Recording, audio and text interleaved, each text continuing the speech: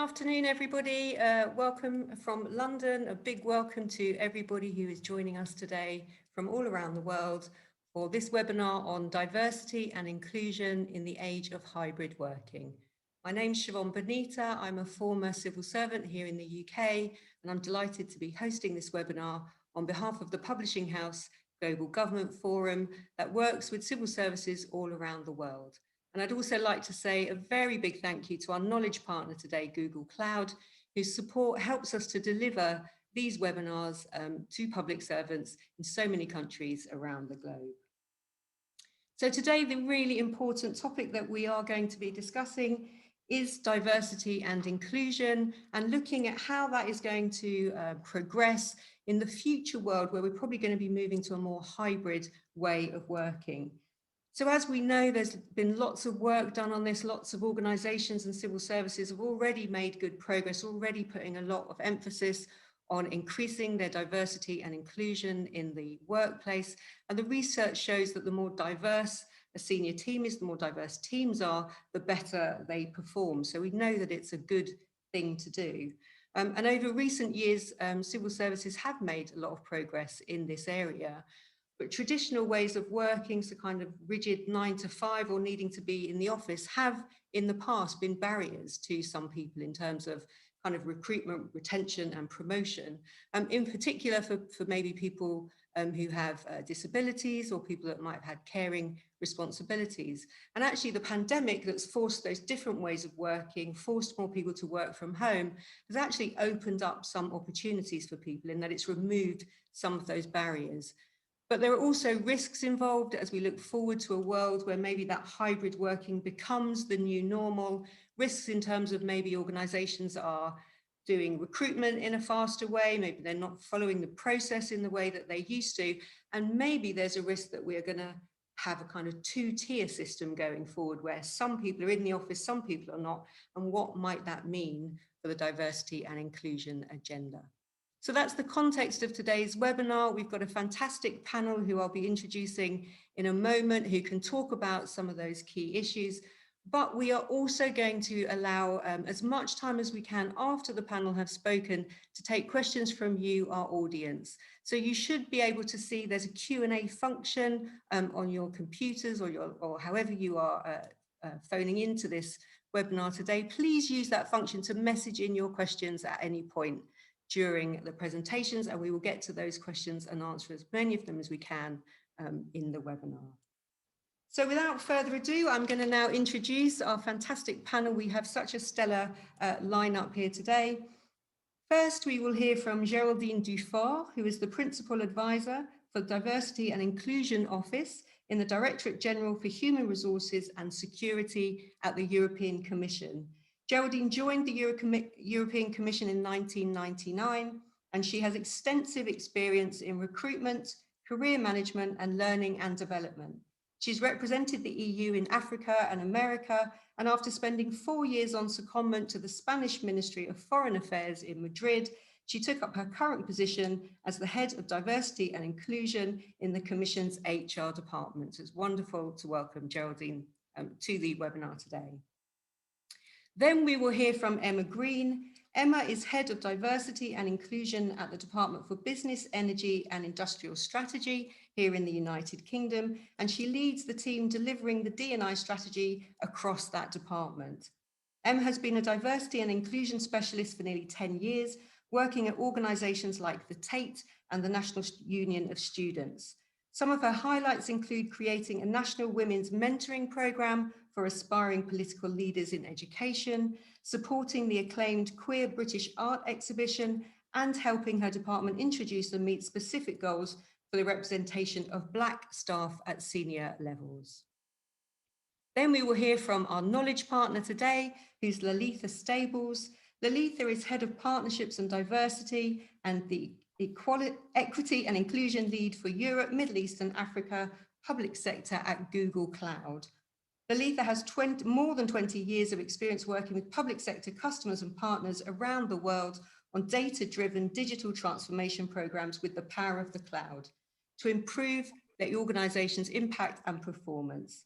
She's focused on building high-impact teams and is personally committed to initiatives that advance the representation of marginalised communities in the workplace. And last but absolutely not least, we're absolutely delighted to welcome to the panel today Anil Arora, who is the Chief Statistician of Canada at Statistics Canada. Anil was appointed Chief Statistician in September 2016. He's previously served in senior policy and regulatory roles at National Resources Canada and Health Canada. He's led substantive international initiatives working with the UN and OECD, and he's received numerous prestigious awards for leadership. He serves on a number of boards and is personally active in community events and social causes. So it'll be really good to get Anil's views on the importance of leadership in particular. So that's our fantastic panel. As I've said, please do message in your questions, but I'm now going to invite Geraldine to open with her presentation. Over to you, Geraldine. Thank you very much, Shiban. Very nice to be with all of you around the world from Brussels. Just to give you a little bit of a background of what type of organization we are.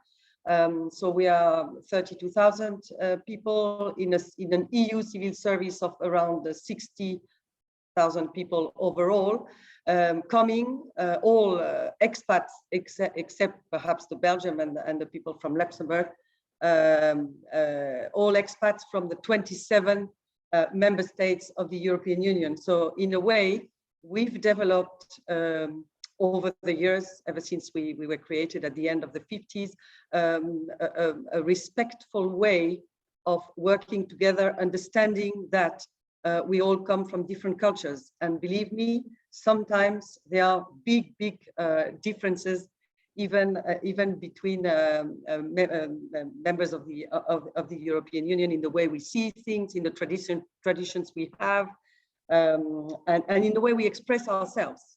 The way we talk about something, some are more blunt, some are less blunt. So we've developed, I would say, a respectful way of communicating and tolerance also on how we speak English or French.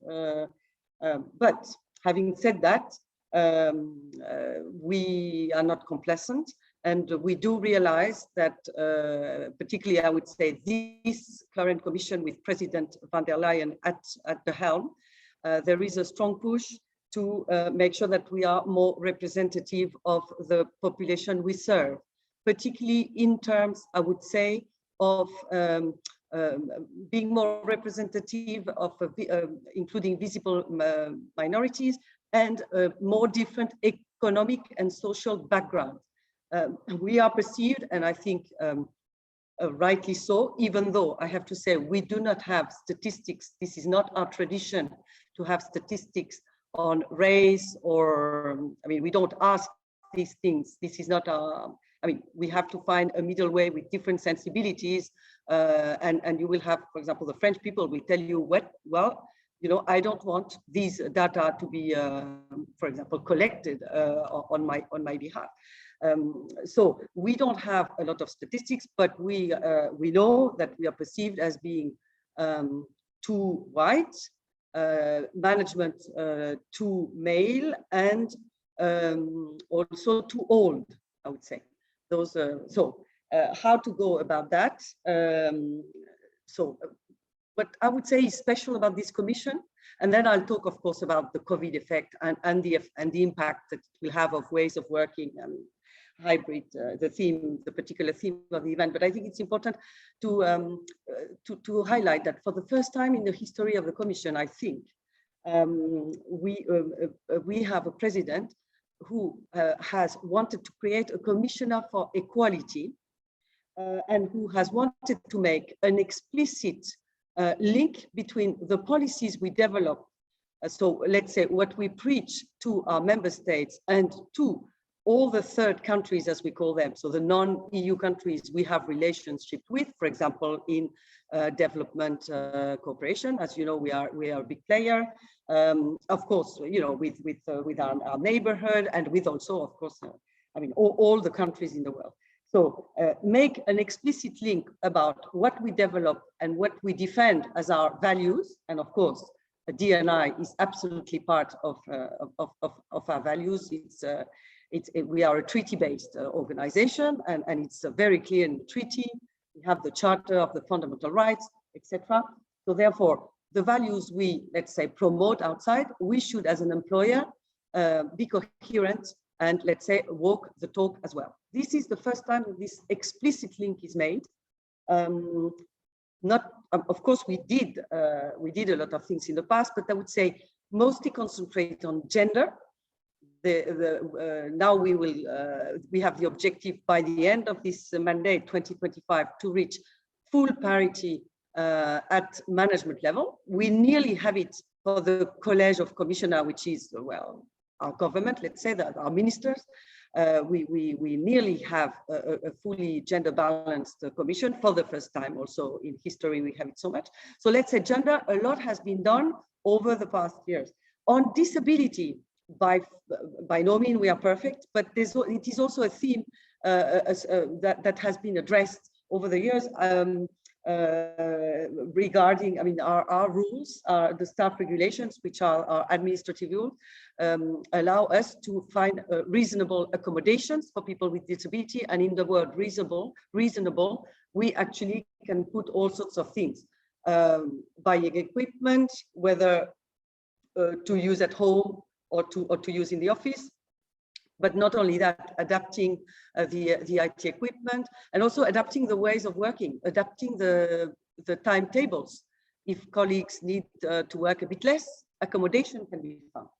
So let's say this is the second area where we've got a big tradition to work. And also we've got also in our rules the possibility to rebalance a geographical equilibrium. But that is meant more as nationals of a certain EU country. So now the next level for us is definitely to work on making sure we have no race discriminations within the house.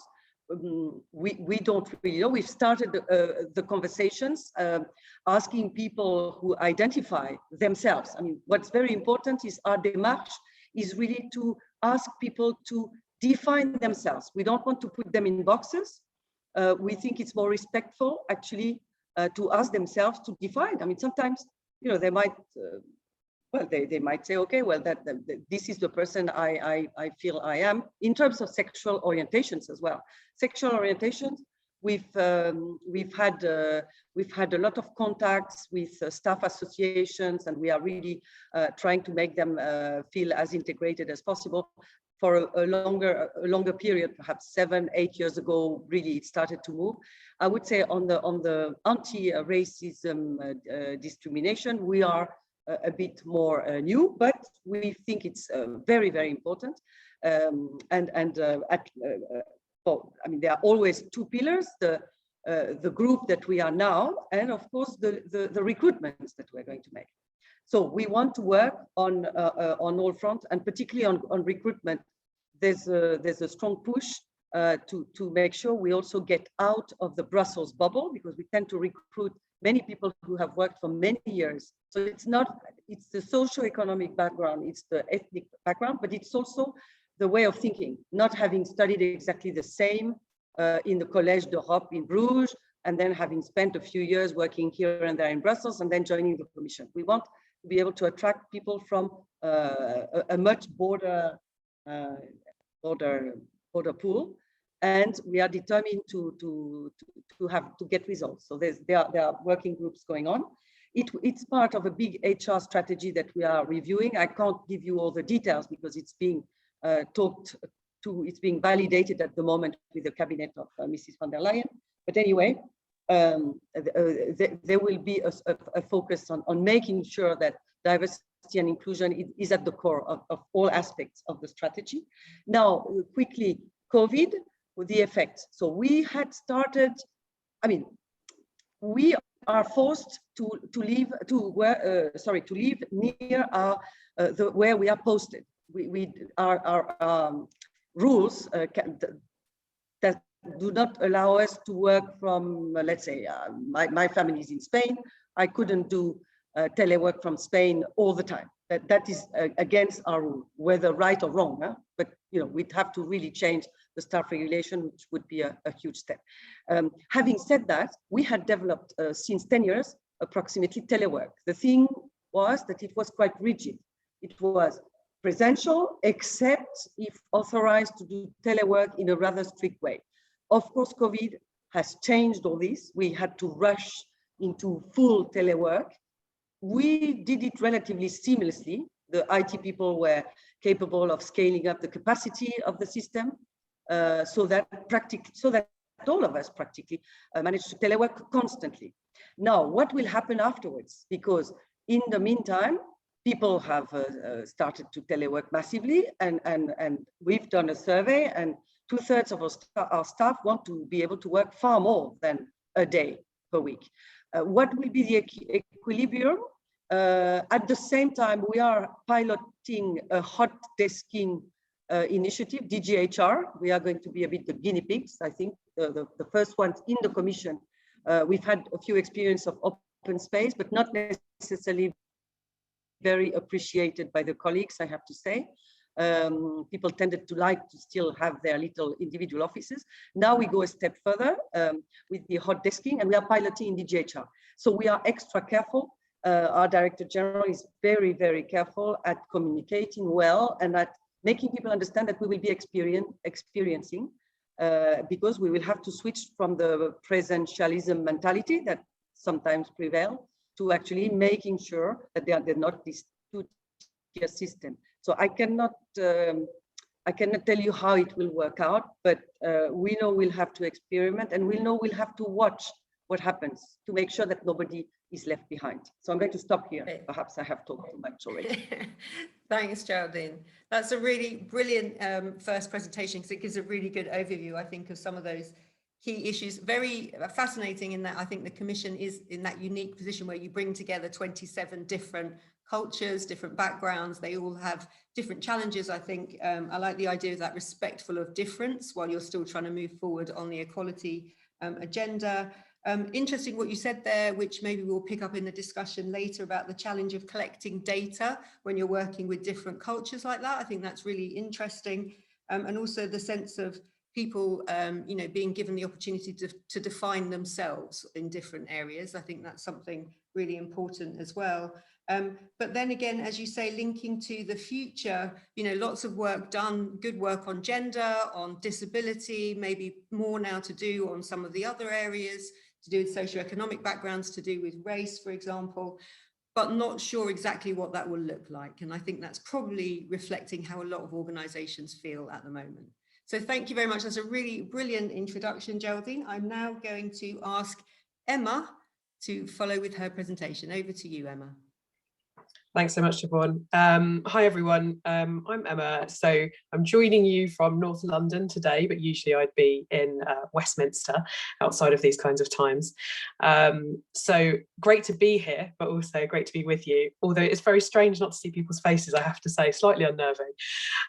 So I just wanted to take you through today a bit of a case study, really, because I know there'll be lots of conversation from our excellent speakers around kind of the theory and some of the expectations around what's coming up. But I thought hopefully what you might find useful from my end would be to think quite specifically about what we've done in BAYS. So we've used quite a clear framework to help us go through the process of developing at least the initial parts of our hybrid working. So I'll kind of give you a bit of context to that, noting that that might be completely different for anywhere that you're at, but hopefully there'll be some useful lessons going through. So obviously our experience, like many of you, came in hybrid working with a very sudden expectation to learn how to use video conferencing. So that had mixed reactions for some of our staff, I have to say. But equally, there were a number of other contexts for us as a government department. So there's a big push around consolidation of government estate and something called the Levelling Up Agenda, which is around increasing our presence in places outside of London. Roughly around 30% of our core staff in base, for example, we're looking to be outside of London by 2025. Equally as well, we're moving to a 5 to 10 desk ratio, which is 1 to 2 if you want to talk about it that way. So there's lots of different things that are kind of in the mix for us in favour for hybrid working. What we really realised quite early on in this process in spring last year is that there would be lots of significant decisions we'd be making about the way that we work. So what we wanted to do was engage people as early as possible in that and try and ensure that we were as inclusive as we possibly could be. So I'll talk a bit now about the kind of framework that we used for that. And for those of you in the UK, this might be more familiar than for other people. So do forgive me if I'm telling you things you're already aware of.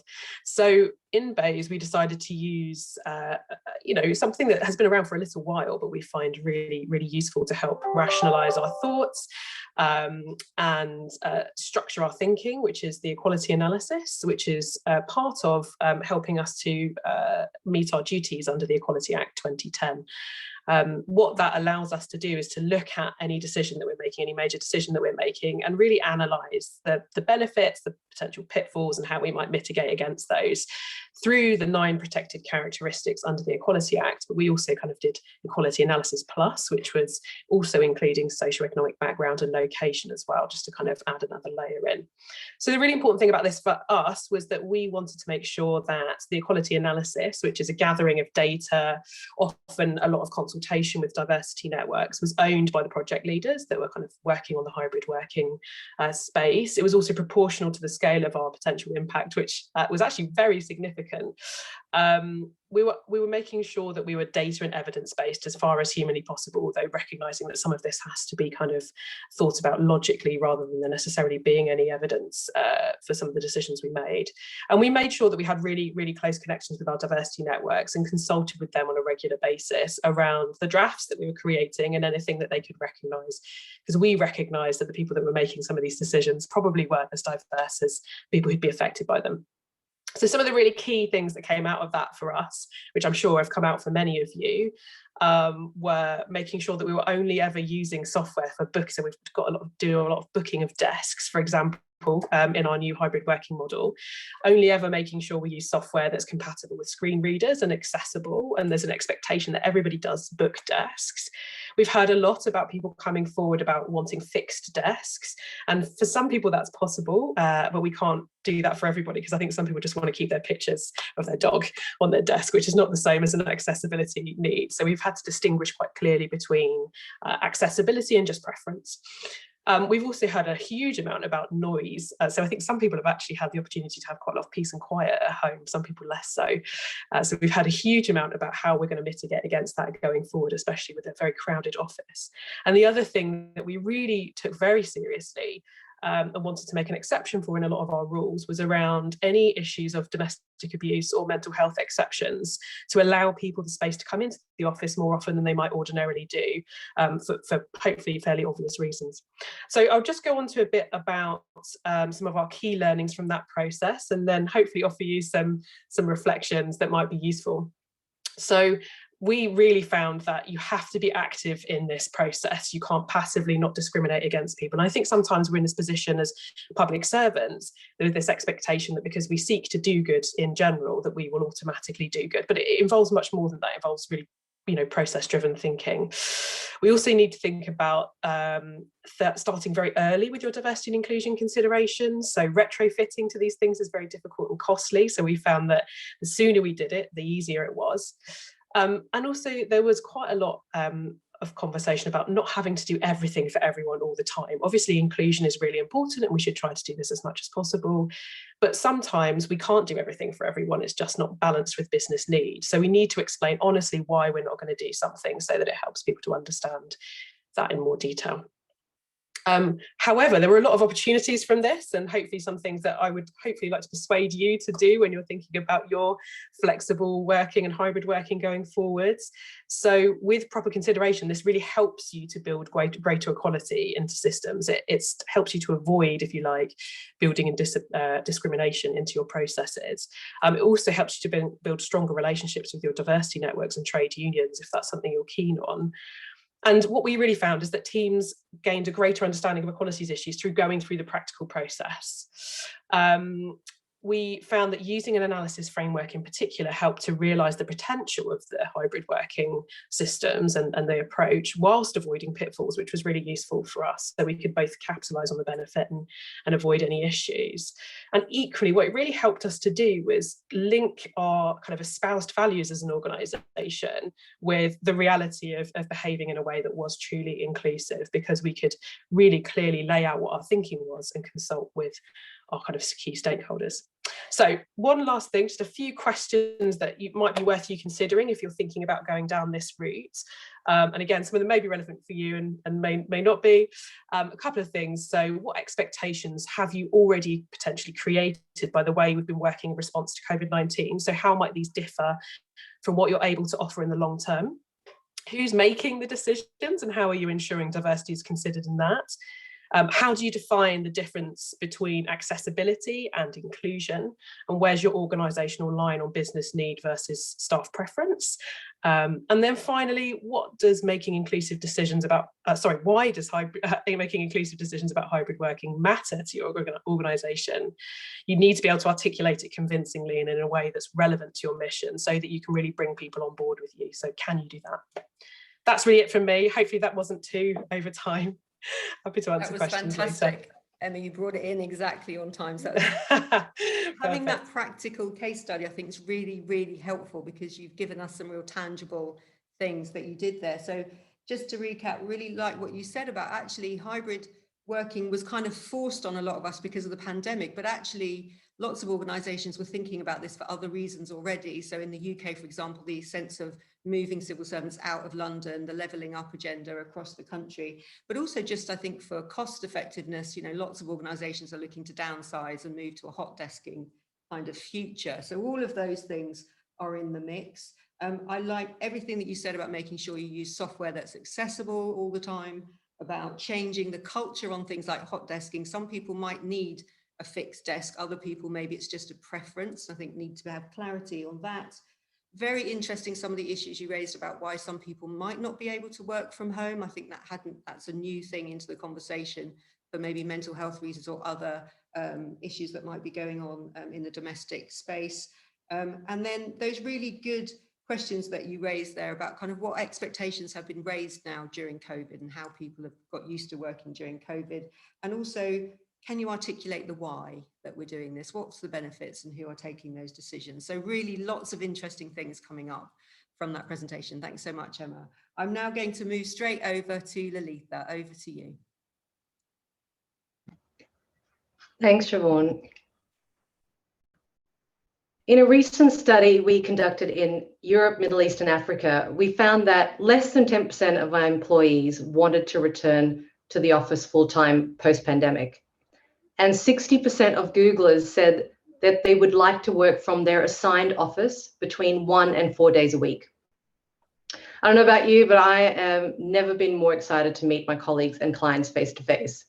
Yet I have to acknowledge the power of technology making this a global event possible. So it's a pleasure to be here with you today, all the way from my home in London. So Google, like many of the organizations that we support, we've been in a state of change, experimentation, and transformation this past year as we reimagine what work will look like in the post-pandemic future to make it a more equitable and inclusive place to work, whatever your background or challenge you're facing. Google continues to be fully committed to make diversity, equity, and inclusion part of everything we do, from how we build our products to how we build our workforce. And this applies to work from home environments as well as post-COVID workplace. Working 100% remotely has definitely encouraged us to think creatively and inclusively about how we engage our colleagues, how we celebrate success, and how we show up for one another. All of this is underpinned by the technology that we use. Video meetings have become more inclusive of global remote teams, and with the shared informality of seeing each other's homes and exchanging ideas of how to work together better and have healthy boundaries around technology, we've actually gained more empathy for our teammates. We've started seeing more of each other's personal lives as well. Kids making guest appearances and dogs saying hello. I've personally loved that. Look, I acknowledge technology can't replace the power of face-to-face interaction, especially for things like walking over to someone's desk and having a chat, or running complex, very collaborative projects. And our office spaces and physical environments have been designed to foster a culture of creativity and innovation and to help employees thrive. So we don't see this becoming irrelevant in the future. Google Workspace is the platform, technology platform that we use that is a key part of our culture strategy. And it's allowed us to seamlessly move working remotely and working flexibly. I see that we are more dependent on technology than we've ever been before. And at Google, we're encouraging all our staff to use it responsibly while we're investing in tech more and more. Technology is the easiest part from what I can see. It's the people side that's the most important one. And how we bring people on the journey of cultural change is key. Employers more than ever before need to build flexibility and empathy into their culture to make life easier, especially for primary caregivers who generally tend to be women that we find. Our employees are also being impacted by global events in different ways. Some are balancing expanded childcare responsibilities, while others who live alone may be experiencing feelings of isolation. We've seen that people from underrepresented groups are more likely to be impacted in a disproportionate way. To help, we've explored a variety of virtual formats for connecting people across Google, and many of our employee resource groups have extended their efforts to help underrepresented Googlers build community during this time. For example, our Black Plus Google network and our Women at Google chapters across the globe have been hosting virtual events for connection and support. We've also stepped up our allyship actions by encouraging training on inclusive meetings, unconscious bias, and inclusive listening. What we cover in our How to Run Inclusive Meetings training include, number one, fostering and protecting psychological safety, as this creates trust. Number two, practicing good inclusive meeting habits like timetabling meetings around school schedules or using captions, especially for accessibility. And ensuring everyone's voice is heard. It's been interesting for some people, this 100% remote working has meant that their voice was actually more heard than in the office, as we're all sort of equal on screen. And I'm starting to think about how we ensure that this continues. Perhaps when I'm running team meetings in future, say if 8 of my team members are in the office and 2 are not, I don't know, maybe we all sit at our desks to ensure equality. Something we're thinking about. We also ramped up how our managers manage equitably. And even we have to start thinking about whether we promote people differently. So the people in the office who are able to build better relationships, I guess, won't be favored over those that are not able to be in the office quite so much. Perhaps awareness is a game changer here. Managers have a unique role in caring for teams, as they're working with teams to create flexible working schedules, ensuring employees feel supported and included, no matter what their personal circumstances are. So as a leadership team, we are quickly pivoting a lot of our ongoing well-being initiatives to ensure that employees could access the support that they require remotely and digitally. We also added new programs and initiatives to respond to the impact that COVID and the lockdown was having on the workforce. So some practical things we're doing to increase mental well-being. One is we are committed to reducing the number of meetings as people get video conferencing fatigue. So we have implemented no meeting Fridays. Our successful I Am Remarkable program also moved to digital to encourage this initiative during the pandemic. And I encourage all of you to even try this. I'll link the workshop in the chat. Now, leaders reminding Googlers of our employee resources, such as our Blue Dot program, Googlers who volunteer to listen to other Googlers as part of a mental wellbeing initiative, because there's a power in acknowledging people's experiences. So as we all gear up for the next phase of the evolution of work, it's important to recognize that the new working normal will undoubtedly bring even more challenges. How each company responds to these challenges and opportunities will define their relevance in the future. Those who lean into change, no matter how uncomfortable, and embrace the opportunity to fundamentally transform will be stronger than before. You know, I've spoken to many leaders at external organizations as they're going through this cultural change management program. And in my experience in Google Cloud over the past 11 years, helping organizations with taking a data-driven approach to their digital transformation projects, you know, it's taught me a lot of things. Data is critical, but never at the expense of actually listening to people. Yes, people, technology, and workplace design need to be considered together when designing a cultural change program. But I've found that technology is the easy part. However, the people side is the most important one.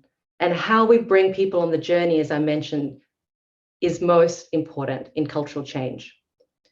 So one thing I've learned that's the most important, again, is that once we have the data on people's experiences, that we accept that data as true before formulating solutions. It's all about creating trust and psychological safety between employer, manager, and employee. And we're all different as people, and technology is a great enabler, don't get me wrong. But I believe our biggest opportunity is inclusion, because we've sometimes focused too much on metrics. It's about leaders and their ability to embrace the different experiences people are having before diving into training and solutions. It's a change management exercise that requires effort and investment. And as leaders, we may need to work a bit harder here. You know, some people say change is really hard. And I believe change is actually not that hard. It's effortful, but it's not hard. Thank you. Thanks, Siobhan. Thanks so much, Aletha. Really good to hear. I mean, I know it's stating the obvious, but you know, we've got private sector and public sector, so many things that they share in common in terms of these challenges. I love what you said there, because obviously Google is known for its creative spaces. You know, the need for some of those spaces, for actually office spaces that encourage creativity and innovation, isn't going to go away entirely. No. It's going to be there. But actually, how do you get that balance right? What you said about some people are going to be impacted in different ways. For some people, working at home has you know, been a positive thing. For others, it might have created a lot of loneliness and isolation. So there also needs to be a bit of a bespoke approach here going forward. But also, I just think really like what you said about the importance of data, how technology can underpin change going forward. But actually, at the end of the day, this is all about people and the humans and the human impact of what's going to happen going forward. And that's something I think that we all need to keep hold of. And I think it's something that reflects what Geraldine and Emma said in terms of communication and the trust between the employee and the employer. So brilliant. Thank you very much, Aletha. And as I said, but not least in terms of our presentations, I'm now going to invite Anil to give us his words. Thank you very much. I know I stand between all of us and the interactive session, so I think a lot of excellent points have already been raised. So I'm going to keep my remarks relatively short. You know, we have an interesting story and trajectory at Statistics Canada that started long before COVID. So mine is a bit of an institutional case study, and the pandemic has equally exposed a few stress points while showing us, you know, how resilient and robust this institution really is. And so at 102, it's got some nifty moves. It's agile and inclusive in the service of Canadians. So given the sensitive information that we collect as a statistical agency from our citizens and our businesses, for most of our history, we've had an isolated system, really with no external connections. a Fort Knox of data, if you like. Our culture, our work processes, our technologies were really intricately tied to restricting access. And so as far back as only a few years ago, once our employees left our physical premises, they were pretty well disconnected, almost entirely from work. There was no way to hard connect remotely. We have about 400 statistical programs we conduct each year, along with a census every 5 years. In fact, we're just about to launch ours now. And we generate about 1,500 data products releases each year from those statistical programs. So imagine if we still had the same constraints today, just what we had a few years ago. And in fact, during this last year and a bit, we have been more impactful with our access. Those numbers are up 200 to 400%, depending upon the medium. We put out more analytics and more data products, more dashboards and more insights than any time before. And equally importantly, far more disaggregated data. What Canada is all about is that diversity and that inclusion. Our data and integrated insights are far more timely, far more granular. We have flash estimates that are providing near real-time data trends. Our business has been changing dramatically, and we are far more than just a high-volume data provider. We provide far more analytic insights that link data across domains and are using our expertise to provide data management services. Our modernization efforts are geared towards being far more focused on user needs than our own preferences, dependent on infrastructure such as cloud that can house data from multiple sources, working in partnership, and one where our staff have the latest open source tools and ability to use collaborative tools and to innovate in creating greater value. And our compelling vision has been driving infrastructure investments, but even more importantly, fueling a wholesale culture change. And that change is by its very nature disruptive.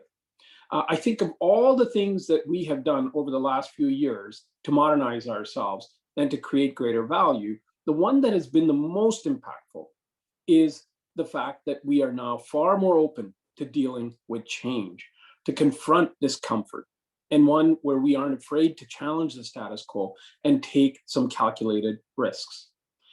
So while our ability to pivot to virtual work is perhaps not that unlike so many other organizations that you've heard from, the fact that we had to come from so far behind and overcome our own reticence is really what makes our journey that much more impressive. The second factor, I believe, speaks to our resilience is our commitment to be more deliberate, disciplined, and data-driven in our change efforts. We were tracking the impacts of our investments in mobile technology to see the potential return on investments for some time. For example, we saw that the amount of leave taken was correlated to the number of centimeters of snow that fell during a snowstorm in the winter. People had trouble getting to work, and some, they had to take time off to be with the kids when the school buses stopped working. We could see the number of virtual sessions as we introduced tablets and remote working go up, and the leave taken diminish as our infrastructure supported secure remote work. We implemented more quantitative measures of performance and balanced them with qualitative assessments and results from employee opinion surveys. Training and coaching, as well as employee development, today are based on these measures to focus on known gaps and to allow people to self-develop programs with assistance so that they can be improving and learning. We retooled our governance structure from one where we essentially de-risked ideas until they were no longer worth pursuing to one where we facilitated a culture of guiding and removing obstacles with iterative steps and a focus on tracking and sharing lessons learned. So we shifted our structure to aligning technologies, ideas, and expertise and valuing that diversity and inclusion rather than a hierarchical, traditional, functional structure. We took problems to talent with hackathons and invested in a robust innovation ecosystem that values diversity and capitalizes on that inclusion. So the pandemic, while absolutely tragic, has been and continues to be a laboratory It's producing massive amounts of data flows, waiting for us to responsibly mine for better understanding human behavior, biases, and process improvements. And we've regularly conducted pulse checks and mined our administrative data sources, once again with privacy in check and confidentiality at the core, for patterns and insights. Not surprisingly, the majority of our colleagues have expressed a preference to work mostly from home, with the opportunity to go into the workplace from time to time, about 57%. Strong desire. Only about 7% would like to return full-time. We saw a 20% higher satisfaction rate among those who were working on challenging tasks that drew greater meaning and value. And we know that they put in extra hours as well. We equally know we have to do a better job of distributing demanding work and give those who are relied upon way too much opportunities for breaks and recharge. We know that our increased communications and engagement have been welcomed and appreciated. The flexibilities provided for work schedules have been used and valued. We know that when we have led more and managed less, it has been more effective. We've truly led with our values. We've replaced walls and cubicles that have traditionally defined our organizational glue with our strong values. Our champion roles and support functions have pivoted to being curious and always learning, being trustworthy, purposeful, and caring and inclusive have paid dividends. And I see that further strengthening in the post-pandemic era. Our framework includes these values at the center, aligned with employee behaviors, with corporate activities and enablers. It is a redefinition of the roles of employees, our HR support professionals, and the leadership team towards greater inclusion and diversity. So now Statistics Canada is not a place, but it really is a framework of shared values, mindsets, and behaviors underpinned with these strong values. We are far from perfect, of course, but glad that we took on our journey pre-pandemic. We're building forward together, and I look forward to the interactive session. Thank you. Thanks so much, Anil. That's a really good way to complete our kind of introductory presentation. So I really like the phrase that you had there about in the past, it was like a Fort Knox of data, and just that journey of opening up and how you've used, you know, lots of people have said on webinars we've had in the past, the pandemic's really forced people to work differently. You were already on that journey, but actually I think in terms of data, the pandemic has really forced people to collect data, use it in real time, share it, manage it in ways that have not done before. And actually, as you've said there, applying that to the diversity and inclusion agenda has given some really, really useful insights. I think you've reflected what other people have said about employees, you know, lots of people saying they want to come back, but not full time, more job satisfaction working at home. But also as we move into the discussion now, I think you've also raised some of the risks there about how do you make sure that good work gets spread around fairly? And also, how do you look at some of the, maybe some of the risks that people are working longer at home than they would have done in the office, actually? And how do you set boundaries around that, make sure people get the right breaks and those kind of things? So thank you so much. I love everything you say about the values of the organization as well. So thanks to everybody for all our panel members for their opening remarks. We've got lots of questions coming in. I'm going to, let me have a look. I'm going to bring up those questions and I'm going to start with, I think there's a couple of people that have mentioned similar things. So in terms of kind of making sure, we had some questions posted in advance as well. And I think you've all touched on this, but maybe in a bit more detail. How do we make sure going forward then, if it is going to be a hybrid world where some people will be in the office more than others, how do you make sure that that doesn't create a new type of two-tier system, a kind of presenteeism where you get rewarded for being in the office, where maybe your promotion chances are more if you're in the office than if you are at home? What do organizations need to do to make sure that they are aware of that and mitigating against that possibility, and that people who choose to work from home still have the same opportunities as maybe their colleagues who choose more to come into the office? I'm going to shake up the order a little bit. Emma, maybe I'll come to you first on that one. Just have to get to my unmute button on my phone, sorry. Yeah, look, I think, you know, obviously the context will be different for different organizations, which is a very obvious thing to say. But for us, I would say one of the things we've invested really heavily in, is thinking about what kinds of skills, including emotional intelligence, our senior leaders need to be able to have these conversations and to be aware of these things. So I think Lalitha mentioned empathy specifically. So in Bays, we've been piloting now, although we've trained about 1,500 people around empathy and building empathy. And we've really found that helps people to just open up conversations and be more curious about each other. So the more that we can build those skills, I think, particularly in leaders and managers, the more we can create the kind of environment where people just ask the questions naturally, rather than it having to be a process, although we have both for now, just to be sure. Brilliant, thanks, Emma. Lalitha, I'm going to come over to you. About inequality, yeah, it's something that I've been thinking about a lot lately, because building trusted relationships is what helps people get promoted or seen. People are worried about visibility, and I think it's something that we really need to talk about. Like, do we need to promote people differently? Do we have to build something into the systems, to encourage managers who are in charge of performance reviews to be aware and have a context when putting through performance reviews? So I think all of that needs to be re-looked at and reimagined in this new world, because some people will be disadvantaged because of the way we're wired, which is about building trusted relationships. And how do you build trust?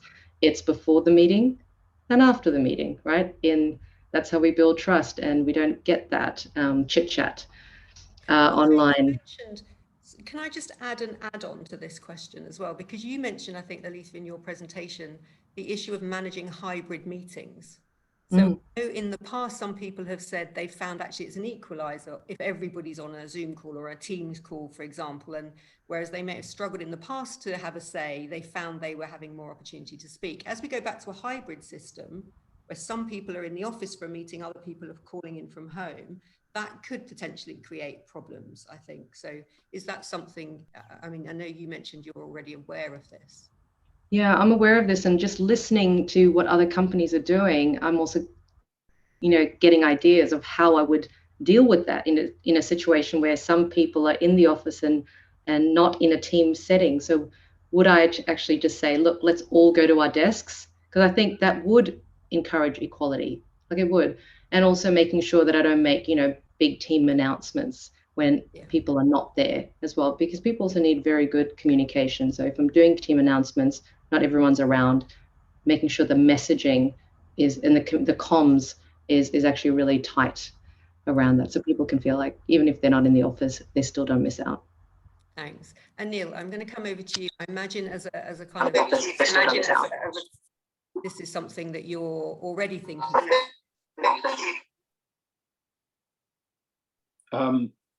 Thank you very much. Maybe I'll just add a couple of points to the points that have been made. I think we have to look at a virtual by design. So how does one actually build in elements into the hybrid workforce? And in our case, we have some strengths already that we can build on. I mean, we're a bilingual organization, so we prepare materials in both English and French, our official languages. We know we've got time zones. We've got offices right across this massive geography. So we're mindful of when we schedule things. So it's that kind of injecting that reality into this new work space. So we're not starting completely from scratch. So that's the first thing.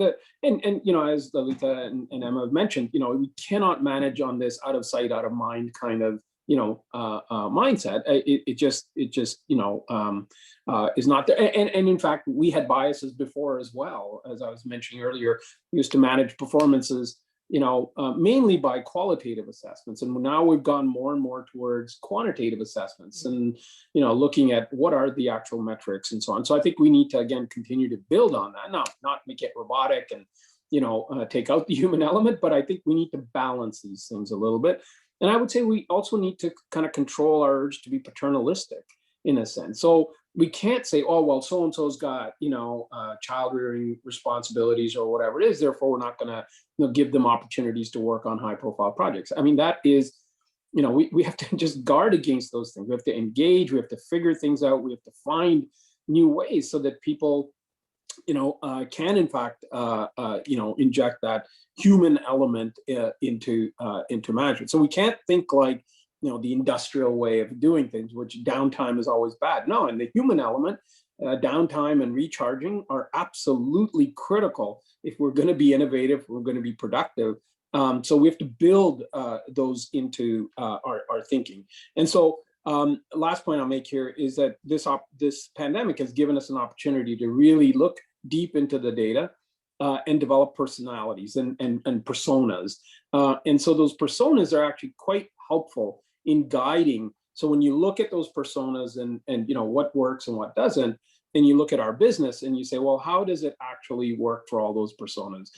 And it gives us a few answers in terms of do's and don'ts. So a few ideas. No, I think that's really good, using the data and also listening to what people are saying. That kind of parallel approach, really important. Geraldine, we had two of you there for a minute. I thought we were going to get two. Oh, yes, no, because I had to switch to my cell phone because my connection was bad on my laptop. Sorry. It's good to see you. You're still with us. I think for you in the commission, there's probably unique challenges, as we said before, in terms of hot desking and people being in. So this is something you're already piloting, I think you said. But well, we are going to pilot, yes, the first hot desking experience. As I said, we had a few open spaces. And we had telework going on already in the past 10 years. I think there we will have to work a lot with our managers. We are 32,000 and we've got, let's say, 1,000 or 1,200 people managing teams of around, let's say, 15, 20 people. And there, I think that's where we'll have to be very careful to monitor the way we can. We have to find ways to gather data and also to make sure that our managers have the right mindset. But perhaps in the selection of these managers, we should put more emphasis. We have gradually we switched from a way of selecting managers, middle managers, I would say, because they are the ones managing the teams. Middle managers tended to be recruited, to be nominated a lot based on their expertise. They knew their files, they were good technicians and great and politically savvy and managing well their hierarchy up. But the people's management skill wasn't so much, if they happen to be good managers, great, but it wasn't so much ingrained in the selection process. I would say since 10 years ago, we've gradually moved from that. And now, of course, it's not perfect, but there's a lot more emphasis and there's a lot less tolerance to a bad manager. And we know, actually the organization, if you look for it, you see whether there's a big turnover, people talk. We've got networks of mentors, counselors where people can go to. So these things transpire. If HR wants to hear it, it can. There are ways to get to that. And we've been less and less, we forced more and more the managers, the senior managers of these very bad people managers to take measures. And in the selection process, it is more and more prominent. But I think we will now have to factor in the hybrid way of working, which, I'm not going to repeat what everybody said, but I'm particularly, I think on disability, I don't think the hot desking will work for everybody. Somebody was telling me, well, look, if I've got somebody who is autist, he can contribute, he or she can contribute a lot to the organization, but not having his same environment, well, for that person is a huge stress. So we will have to experiment and also to adapt. Not one size does not fit all. So that's what I can say for now. Thank you. We've got so many questions coming in. I'm going to actually take a couple together and group some questions together. We've had this from Tony, who's from Statistics Canada, a question from Susan Scott Parker, who's Business Disability International UK. Also similar questions from Rosalie McGrath here. I'm just seeing any others. So the two kind of groups of questions that I'm going to ask are around mental health and also around kind of physical adjustments. So people are asking, how are you monitoring the mental health of people at the moment in terms of how the new ways of working have impacted people? Emma, I think you touched on this a little bit in your presentation, but is that something we're going to have to do more of going forward? I think, and is it more difficult, challenging if you're seeing people less in the actual office?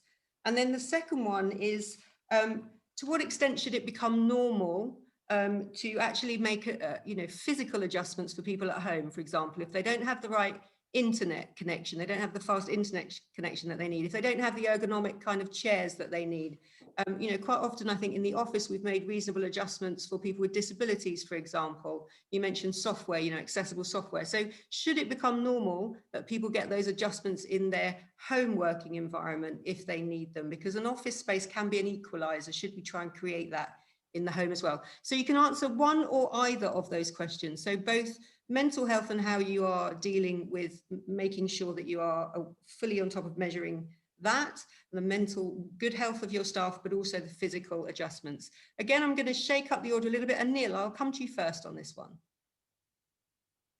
Well, thank you for that. Yeah, first, I'll say I don't think we've quite got the magic elixir just yet. So I think it's still a very much a work in progress.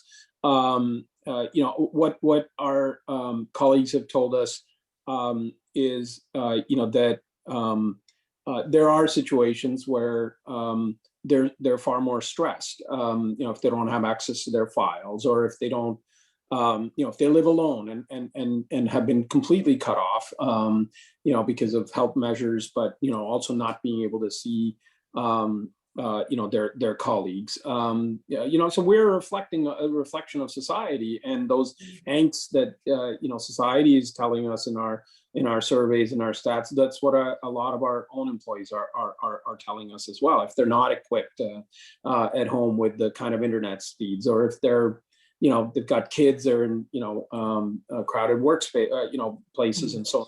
Those are all what employees have told us are stress factors. And so in many cases, they need that break, they need that ability. And they've also equally told us, when there has been flexibility, that's actually resulted in reducing a number of those mental health kind of issues. From day one, we made it a requirement, in a sense, for all our supervisors to touch base with our colleagues once a day. So that ability to just be able to share how people are feeling and be able to deal with those micro issues that creep up actually has made a huge difference. And so our ability to bring humanity and humility in a sense into that management culture, I think is in fact making a difference. We are tracking, of course, the use of sick leave and the use of other leave and overtime, and we're using do people make use of the services that are available? And then we tweak, in a sense, what we need to do to make sure that we are providing those breaks, we're providing options, and so just mindful of the signals that people can tell you in a qualitative way in that interaction, what they can tell us in our surveys, for example, but also what do the administrative data tell us? Because not everybody's going to tell you exactly what's going on. So I think it's the combination of those that really kind of are going to be important in managing mental health going forward. Your second question, very briefly, about I think it's a rhetorical question. If somebody's not well equipped to do work, well, the answer is to equip them well.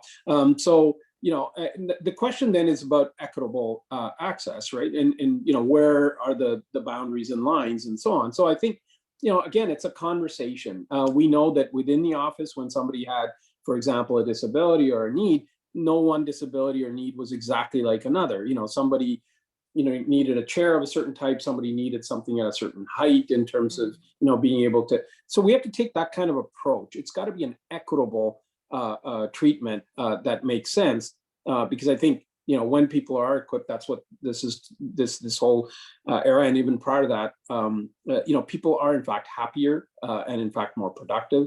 So we have to look at this in a much broader context of equity.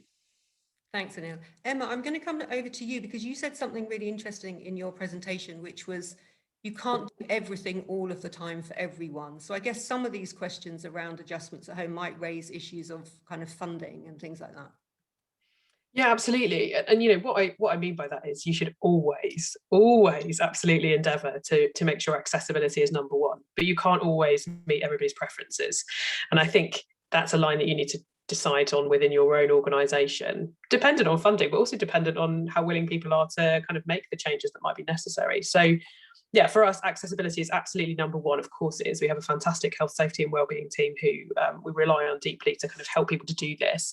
And things called, disability passports, reasonable adjustment passports that help people to understand even when they're moving between teams, what kinds of reasonable adjustments do they need quite easily and quite quickly.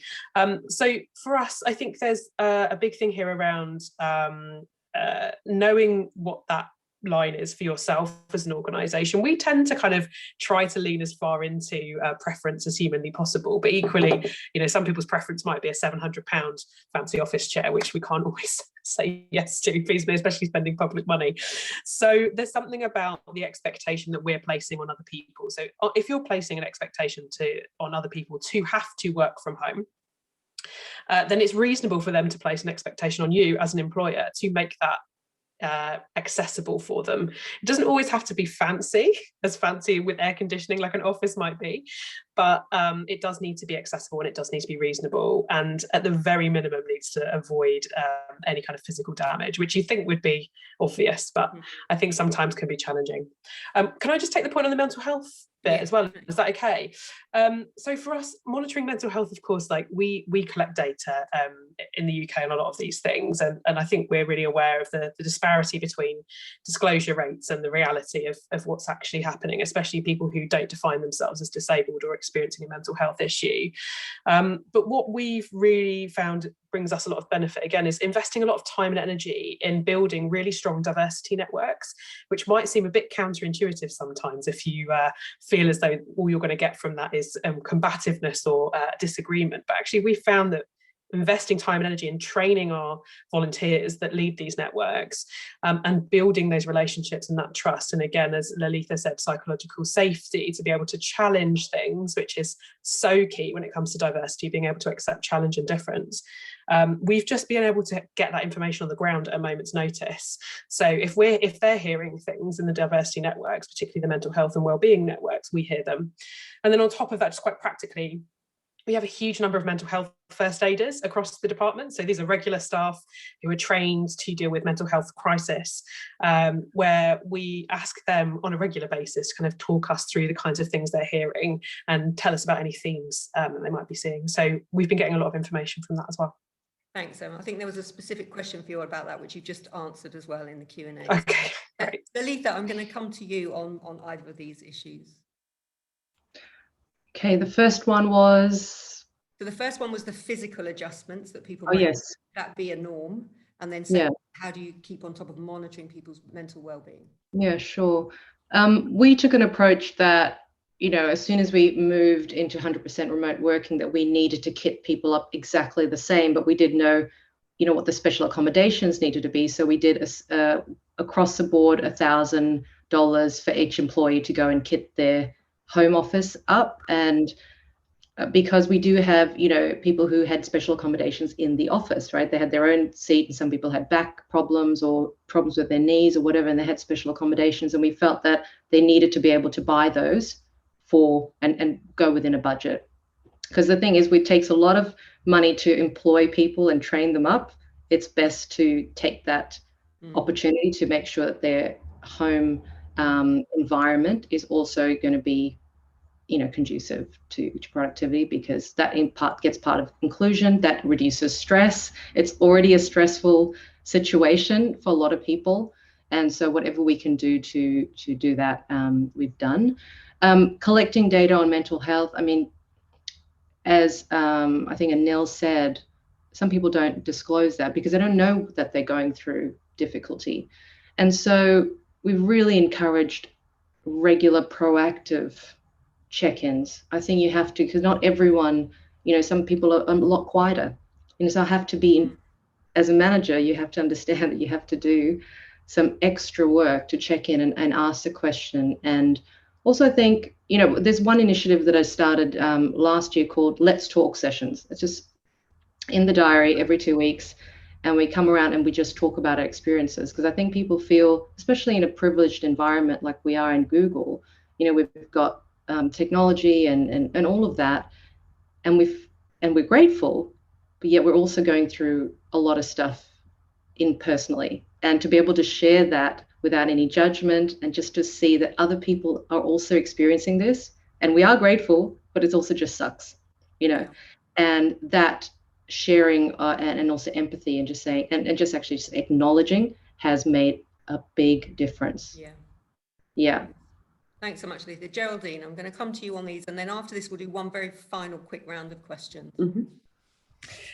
Yes, so well, I relate to what everybody has said before. Just to add perhaps our touch from the Commission, we've got a bit of a tradition to do that, because we are practically all of us are expats. Many of us live far away from their families. Okay, it's the EU, but sometimes, to go back to Romania, or this is far. And so the mental health issue linked to uprooting yourself and moving to a different country, working in a different language. Practically none of us work in our native language, cut off from families. We've got a medical service that has a team of social workers monitoring that. Having said that, we've seen dire situations with COVID, people stuck without being able to visit their families for months sometimes, because sometimes the families are even outside the EU.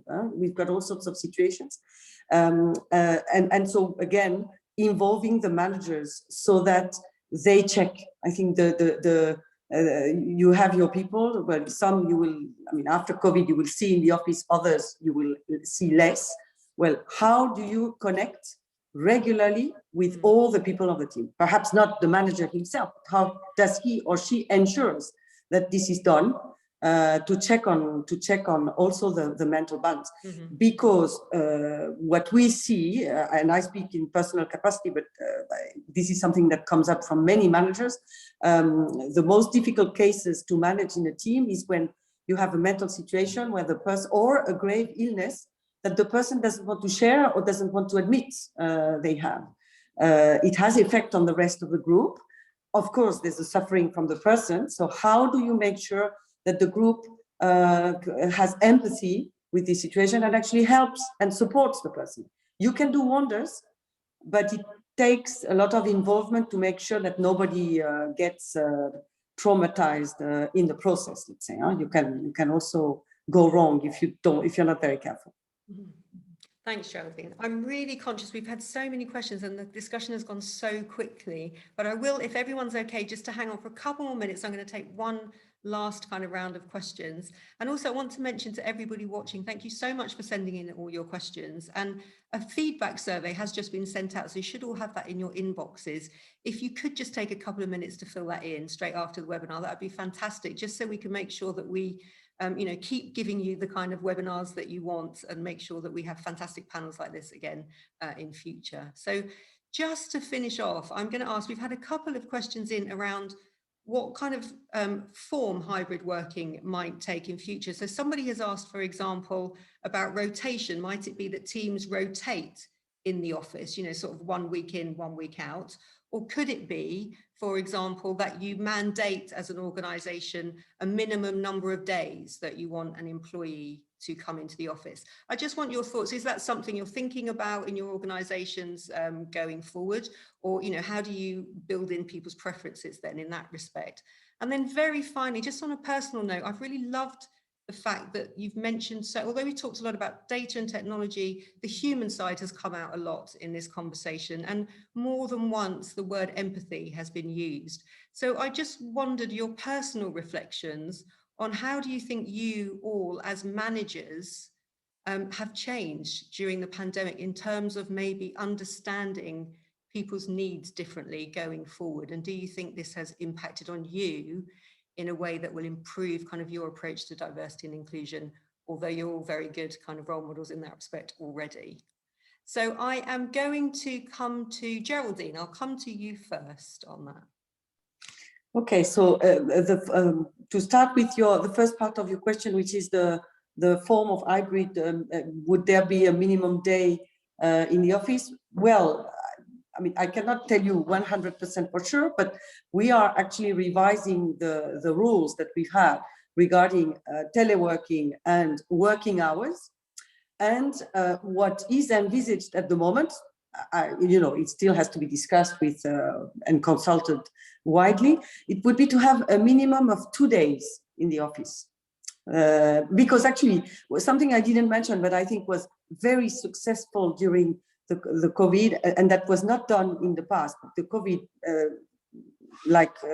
made it indispensable. Was we haven't done so many Pulse surveys in our life. I think we were asking practically probably every 2 weeks, very, very short surveys to see what was the mood, what were the needs, that's how we got the preferences of people thinking of going back to the new normal, as we call it.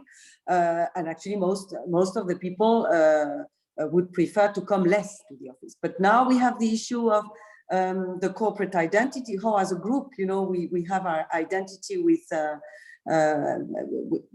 With working for our organization, etc. So the balance, the thinking at the time, at this moment of time, is to have 2 days minimum in the office.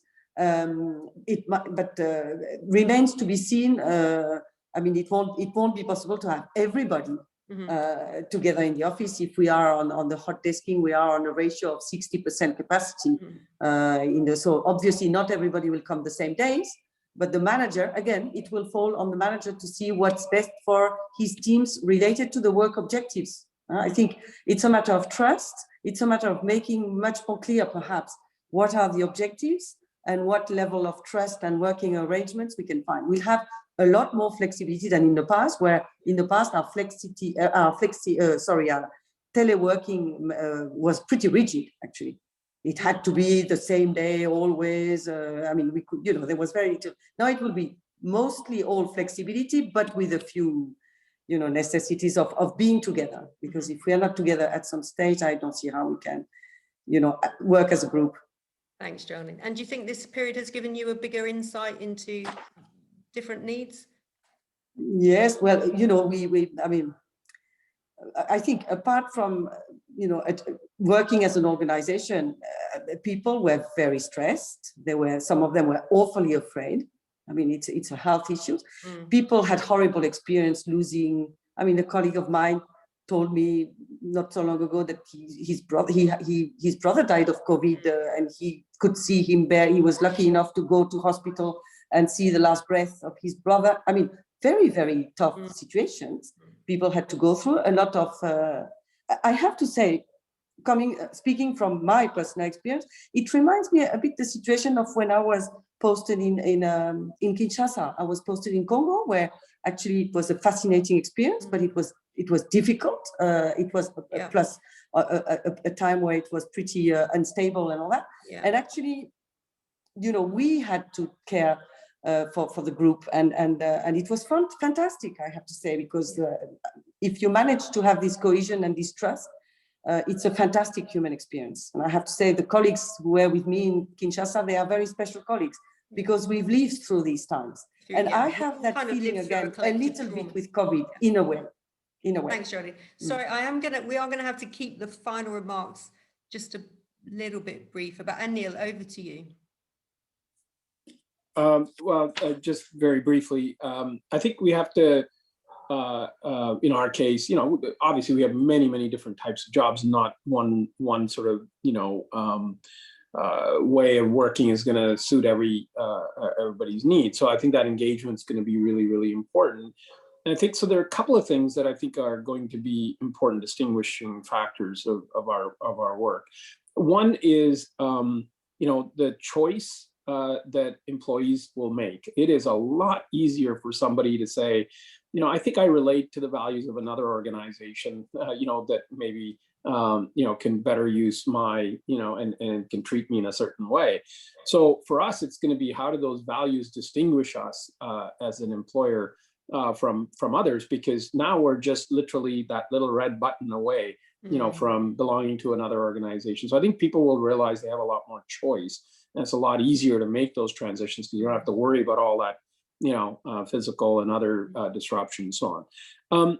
And two, as an organization, we also have to look at it and say, what are the advantages? Not in a opportunistic, Machiavellian way, but what makes sense for an organization as well. This now opens up a whole new frontier of, going to new talent and so on. So I think for us, it's going to be what makes sense for the employee, what makes sense for the organization, and through that dialogue, trying to figure things out. And I don't think it's going to be about rules. I think it's going to be more about principles. And how do you guide our supervisors, managers, executive teams to apply those principles rather than real hard, fast, yes, no. And the last point I'll make here is that preferences will change over time. So I think, what might sound really great one day, well, somebody might try it and they might not like it. So I think we have to also be open to the fact that people will change their minds, and that those preferences will, in fact, vary. And so we have to have that hybrid mindset and that iterative approach to change as well. Brilliant. Thanks, Anil. Lalitha. Yeah, I've learned a lot actually during this time, and maybe it comes down to self-leadership at the end of the day, because I've realized that if I don't look after myself, how can I actually lead my team? Self-awareness, self-regulation, self-reflection, I feel has been so important to avoid burnout, and resilience and determination and grit are so important to us as leaders right now. What's in the tank left? What's left in the tank for our team? So I really think it starts with self-leadership. I was saying to one of my team members, how can I best support you during this time?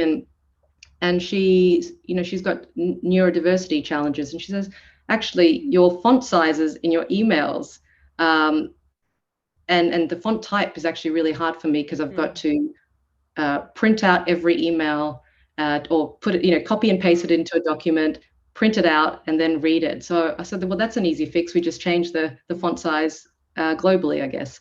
And so that was just an interesting analogy that I've been learning so much more to ask better questions. Yeah. In our one-on-ones, just to say, well, how can I best support you? It's such a simple thing, but people will tell you when you ask, but because they're not quick to just say, hey, I need help. So that's what I've learned. That's a really nice point for you to end on, how to ask better questions. And no pressure, Emma, but I'm coming over to you for the final word. Thanks, Siobhan. I appreciate that. So just a quick one on the future of hybrid working. We're still deciding that in base, so I couldn't possibly comment directly. But what we do know is when we surveyed our staff, as everybody said, there was a real mix between what people would like to do. In the main, it was something between 2 to 3 days a week in the office, depending on location. So, we're fairly clear on that. I think in terms of, what's the last year taught me about leadership and the way that we approach these things. I mean, obviously the pandemic has been a massive thing, and all of the work that's coming out of that, as a result, is really huge, especially in government. But I'd be remiss not to mention some of the other huge things that have happened in the last year, like the murder of George Floyd, and a huge number of things which have been really traumatic for a number of communities over the last year. I think all of that is tied up together, and you can't disconnect those things. And so I think what I've really, really found more so than ever is that it's so clear how vital it is for people to be able to share their stories, and for us as leaders to make space for them to share those stories, like sometimes physically, but quite often to be comfortable in silence and to be comfortable in hearing the things that may be very difficult without making empty promises. So I think there's something here about that emotional intelligence and the ability to be able to sit with difficulty and be with someone in that conversation, which just brings us to a space where we can just be able to respond to people's needs better in a hybrid environment, and other environments indeed going forward. So I'd say that was the biggest thing for me, really. Brilliant. That's such a lovely way to end. I'm so sorry we're out of time, and I'm sorry there are lots of questions that were left unanswered, but we will actually, behind the scenes, distribute those questions to the panel members. So don't worry if you sent in a question, you didn't get an answer, you should be getting one soon. And also to say that this whole webinar was recorded, so you will get a link to the recording. You can watch it all again. You can send it to your colleagues as well, and there will be a write-up of the key points from the webinar as well, which you should receive in a week or so, and that you can share with your colleagues as well. So it just leaves me to say a huge thank you to Emma, to Anil, to Geraldine, and to Lalitha. It was always going to be a wonderful discussion, but it was such a warm discussion as well. And I think it's great that empathy and understanding and listening was right at the heart of this conversation about diversity and inclusion going forward. Thank you to everybody. I hope you have a really good rest of the day, wherever you are listening from.